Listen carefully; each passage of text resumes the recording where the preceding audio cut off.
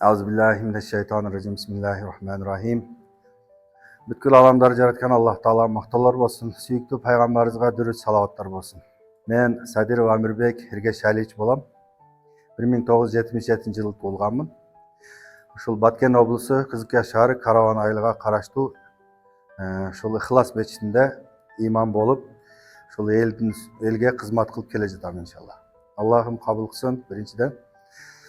Endi Allah Taala özü nazarı düşkün adam şu meçitke imam болады degende. Бұл Allah Taala nazarı düşpese болалбайт деген bizde. Şu elдің немеси Allah'ın nazarı düştü, şette meçitте kızmat kılıp atабыз. Biz endi şu жаштыгыбыздан ilim alıp, birinci ustazlarımız şu Karavan ayılında ele bizden ustazımız Molla Jusuf деген kişiden ilim alganбыз. Andan keyin Molla Saydilla akadan alganбыз, Saydilla Hacı. Ondan keyin Talibjan Damoladan alganбыз. Ошентип ilim hujrada ele biz alganбыз ilimdiçi. Şu hujrada alıp keyin dagın ilim östürүү boyunca sabaktarga barıp, Oşta okuduk, Batkende okuduk. Sertifikatlardı kolga alganбыз da endi. Sertifikat menen şol ilim jolunu alıp ketip atabыз endi. Özübüzdün ustazыбызга zam bolup жүрдүk. Dagın imam bolduk. Ошентип 2018 жылы кайра бул жерге келдим. Ушул Ихлас мечитке.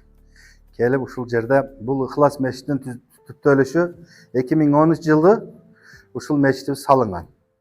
Андан кийин биздин дагы бир устазыбыз бар да, Айдарали Хажы. Ал киши дагы өтүп калды. Ал киши неме болгондон кийин анан ошо ордуга бизди дагы дайындашып, элибиз көрсөтүп, imam болуп шайлашты. Азыр 2018-ден бери, 25 болсо, 7 жылдан бери Кудай калса кызмат кылып келатабыз. Эndi Алла Таала шунчалык элге ишеним коюп, шунчалык өзүнүн назары түшкөн экен. Аллага шүгүр, кызмат кылып атабыз, жакшы. Быйылгы жылы жакшы иш болду. Өзүнүн айылдын балдарын демилгеси менен Россияда иштеген балдарыбыз бар. Ушулар өздөрүнүн демилгеси менен машы былтыркы жылы mana meçitibizde жылытуу пол кылдык. Жылытуу бардыгына. Mana meçitибиz буякта 3 хужрабыз бар, имамдык кабинети менен кошо жылытуу кылдык. Анан умный печке кылдык. Ошол. Былтыркы жылы өтө жакшы аксакалдар курсам болду, разы болуп, ушул жерде ылы жылы отуруп, кышты чыгардык Кудайга шүгүр. Жылытуу системасы жакшы. Таrawилерде, кадыр түндөрдө ушул жерде отуруп дуа кылабыз, элибизге, журтубузга жакшы ниет, тилектерди кылабыз ушул жерде. Өзүбүздүн айылыбызда 7-8 карыбыз бар, карыларыбыз чыкты Кудайга шүгүр.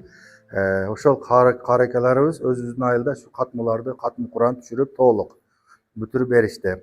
Жамаатыбыз жакшы, ынтымакчылык жакшы, жамаатыбыз өтө көп жакшы. Хужраны салдык элдин күчү менен, şu алыстагы Россияда жүрген aka-ukalarыбыз, шулардын күчү менен жардам кылышып, шуларды салдык Кудайга шүгүр. Булар бу 9 метр чыгат, ичи барбы? 4 метр. 9га чыкты. Бул жерде азыр канча аял сабак алат, канча устазга сабак беришет? 2 жамаатта энди. Эки жамаат дегенде эки курс да, эки группа. Устаза бар, шулар сабак берет. Даратканаларын ham заманбап кылып, өтө жакшы кылып, Кудай калса аракет кылып атабыз жакшы. Misal üçün elдің жүгіні көтерөбүз да. Намазға өтүш дагы бул өтө назик маселе да, намазға өтүш. Анан ошону нике кыйып атасыз, жаназа түшүрүп атасыз, баардык нерсе бул имамдын мойнундагы милдет да.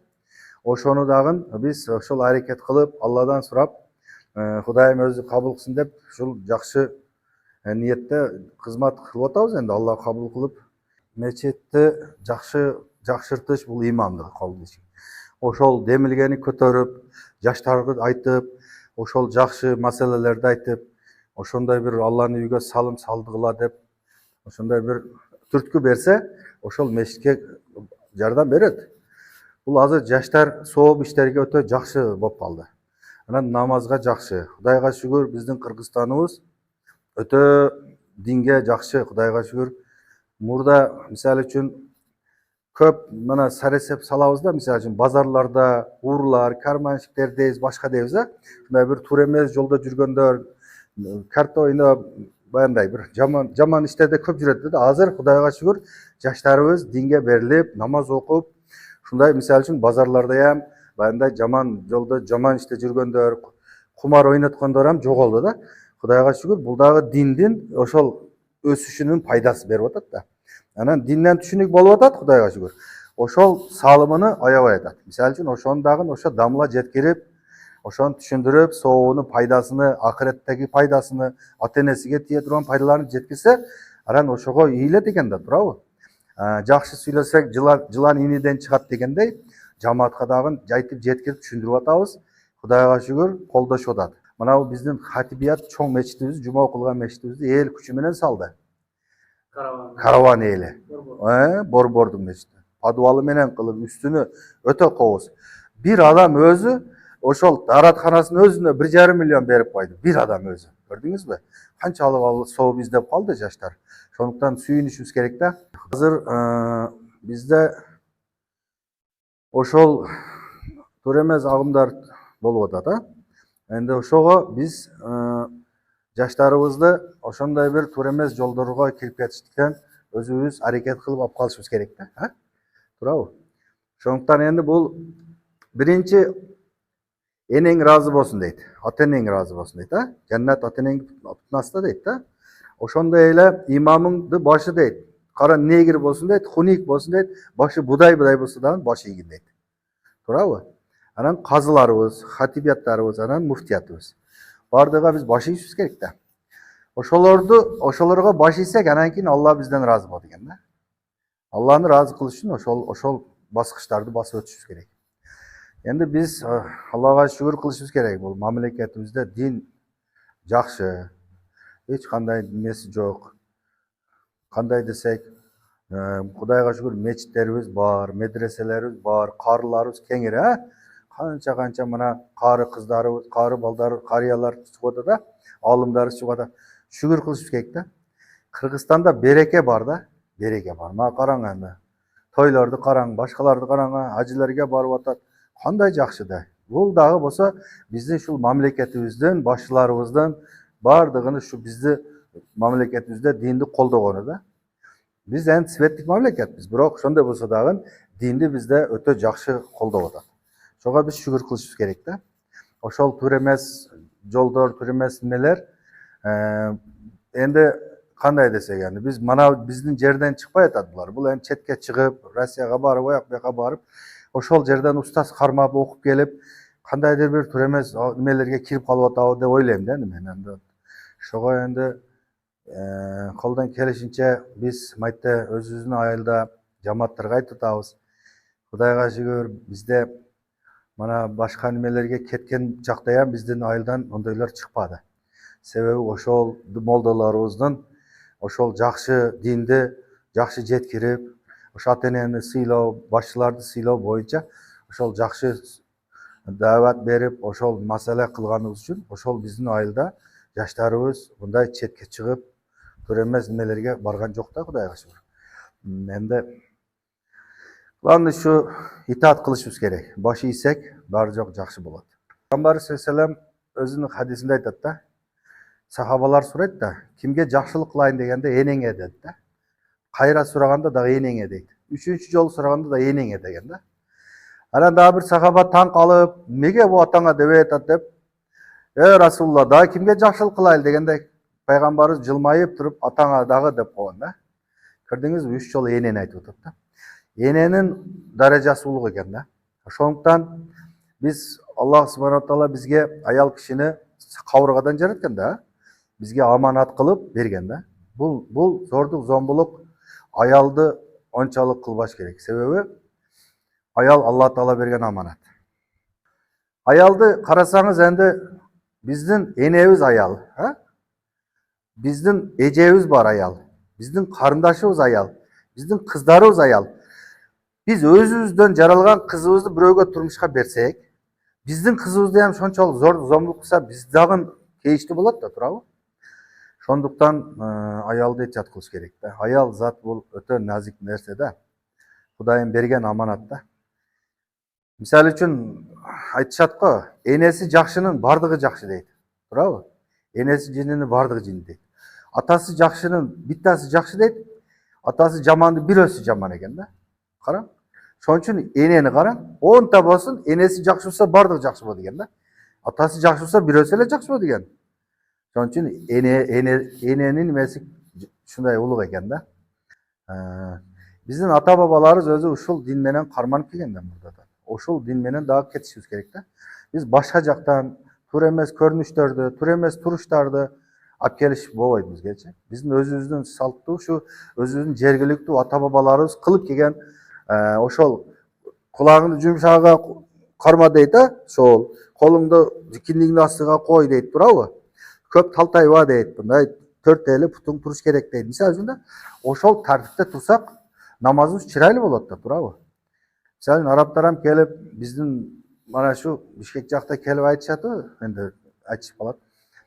Силер чындыгында мана динди биз ушул жактан келип үргөнүп кетишибиз керек экен дептир да. Бизде өтө көп алымдар, авлиялар, илимдүүлөр чыккан да. Бизде өтө көп болгон ондойлорчу, авлия, илимдүү алымдар. Кудайга шүгүр кылышыбыз керек. Илгери ата бабаларыбыз айтат да, ач болсоң дагы тынч бол дейт. Бул сөздүн мааниси өтө терең экен да.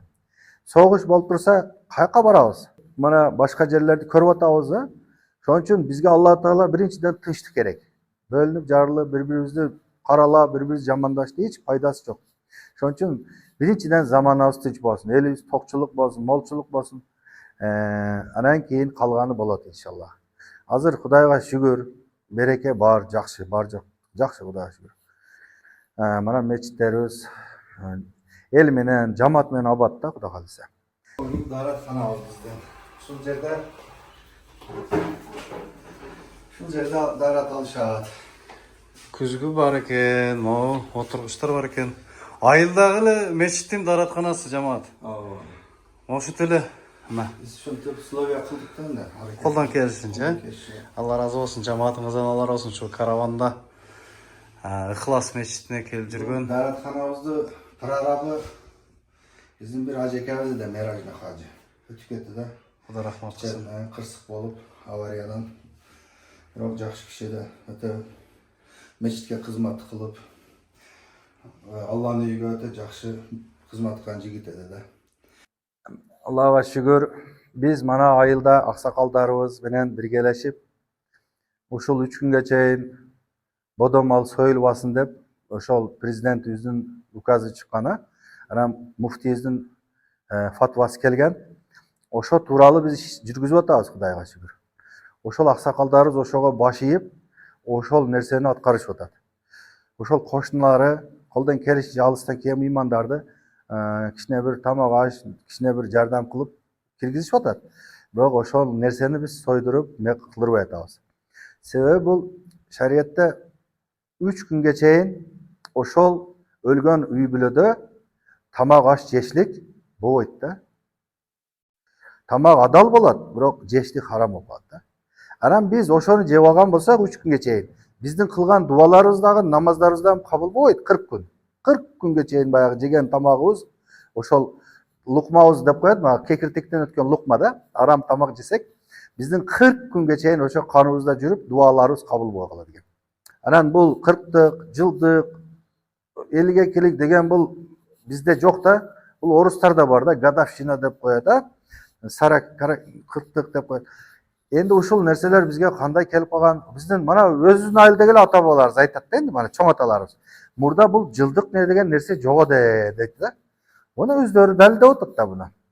Бирок ошого итаат кылышып атат, Кудайга шүгүр энди. Секин-секиндик менен болот, акырындык менен болот да иншалла.